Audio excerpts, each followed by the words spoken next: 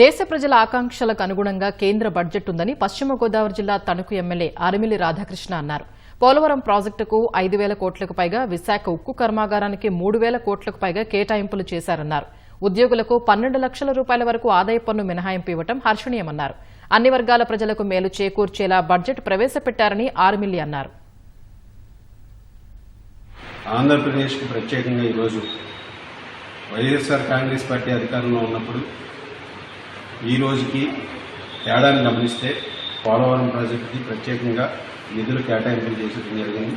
దాదాపు 5,000 కోట్ల పైగా ఈరోజు పోలవరం ప్రాజెక్టుకి నిధులు కేటాయించడం జరిగింది.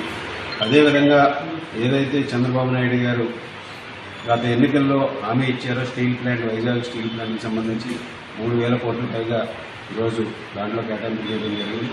ఇంటింటికి ఏదైతే మంచినీటి కుళాయిని అందించే విధంగా గత ప్రభుత్వం జలజీవన్ మిషన్ని నిర్వీర్యం చేసిందో కేటాయింపులు చేయకుండా దానికి కూడా ప్రత్యేకంగా ఈరోజు బడ్జెట్లో కేటాయింపులు చేసి దాన్ని 2028 వరకు కూడా కేంద్ర ప్రభుత్వం ఎక్స్టెన్షన్ ఇవ్వడం వల్ల ఈరోజు ప్రతి ఇంటికి కూడా మంచినీరు అందించే కార్యక్రమాన్ని కూడా ఈరోజు ఈ బడ్జెట్ ద్వారా కూడా తీసుకువెళ్తామని సందర్భంగా తెలియజేసుకుంటూ ఈరోజు ఇటువంటి బడ్జెట్ ప్రవేశపెట్టి దేశ ప్రజలే కాకుండా మన రాష్ట్రంలో ముఖ్యంగా తెలుగు రాష్ట్రానికి సంబంధించిన ఆంధ్రప్రదేశ్ రాష్ట్రానికి సంబంధించి ప్రత్యేకమైనటువంటి కేటాయింపులు చేసినటువంటి మోడీ గారికి, అదేవిధంగా ఆర్థిక శాఖ మంత్రి నిర్మలా సీతారామన్ గారికి ప్రత్యేకంగా ధన్యవాదాలు తెలియజేసుకుంటున్నాను.